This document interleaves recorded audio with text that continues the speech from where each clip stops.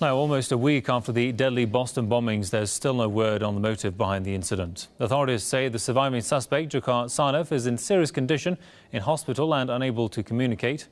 He was detained on Friday but was badly wounded. His elder brother, Tamerlan, was killed in a shootout with police earlier in the day during a massive manhunt. U.S. police have accused the pair of carrying out Monday's Boston Marathon bombings without offering any evidence against them. Meanwhile, a U.S. law enforcement source says back in 2011, Russia asked the FBI to investigate Tamerlan Sarnaev.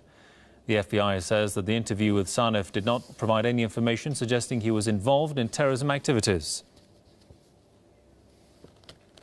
Let's go to Washington and talk to Dr. Randy Short, human rights activist. Welcome to the program, sir. Dr. Short, many say that this incident was actually a false flag to first divert the attention away from rulings against Bush and Blair, and second to fill the media, with something that can act as a cover-up to other atrocities happening elsewhere in the world by the United States.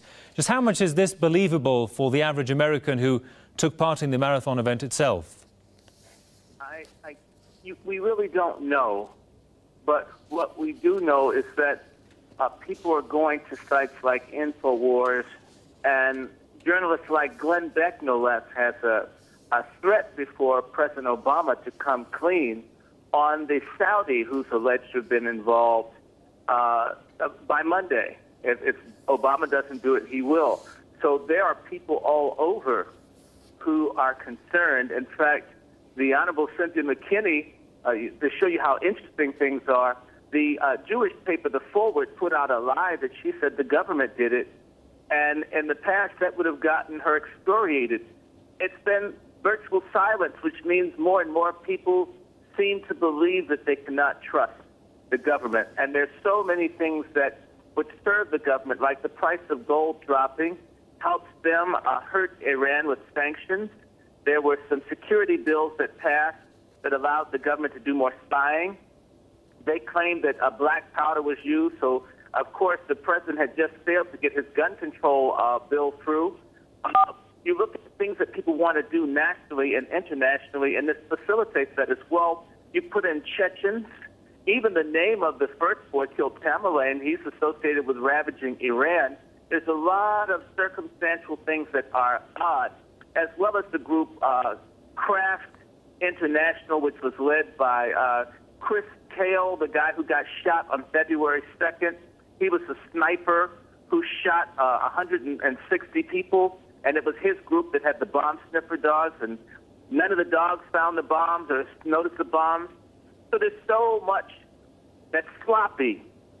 This was so poorly reported. Even they have a black male who he didn't do it, but they happen to let him go back to school. There's so many lies. They've tripped over themselves lying until it's very difficult for a lot of people to rally behind the official story.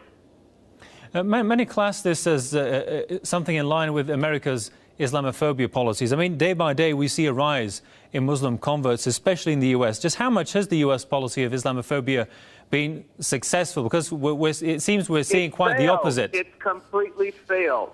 It's failed because they've been harassing and intimidating Muslims. They've been well-behaved until they have to invent it. Most of these incidents that occur are initiated by the FBI, which means that Muslim people have shown themselves to be law-abiding, to be ordinary people who want to serve their God and live like people and in peace, funded by the CIA or Homeland Security or these other ABC intelligence groups that create problems that are doing all this. It is not the ordinary Muslims, and at the same time they're inspiring Islamophobia here. They're funding all sorts of terrorism in places like Syria, NKO in Iran, and also Jindallah on the eastern end of your country. So, let's be honest, it has failed, and I believe this is why they need it. This is why they need it to create something to rile up white nationalism in the country, because they want to send 20,000 troops to Syria. So you've got to get people to hate Muslims, to hate the other, to hate blacks again. So as broke as this country is, at least the poor people, they'll accept another war. Indeed. Well, I'm sorry we'll have to leave it there for the time. Many thanks to Dr. Randy Short, human rights activist from Washington. As always, thanks for your time there, sir.